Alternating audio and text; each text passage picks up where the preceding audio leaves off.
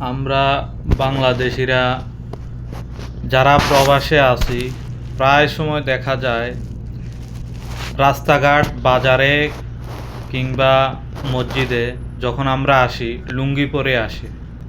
আরে মিয়া, আমি বাংলাদেশি, এই কারণেই যে আমি সব জায়গায় লুঙ্গি পরে আসতে হবে এরম তো কোনো কথা নাই। আসলে এই বিষয়টা চেঞ্জ করা দরকার, কারণ প্রবাসে এখানে বিভিন্ন দেশের লোক থাকে, তারা এগুলা নিয়ে সমালোচনা করে, বিষয়টা সুন্দর দেখা যায় না।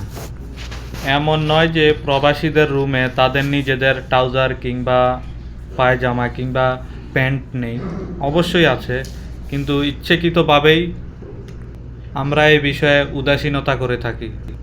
এছাড়া প্রবাসে বাংলাদেশের বিভিন্ন গ্রাম অঞ্চল থেকে শহরের লোকজন, বিভিন্ন এলাকার বিভিন্ন জায়গার লোকজন এসে থাকে। তো আমাদের সকলের উচিত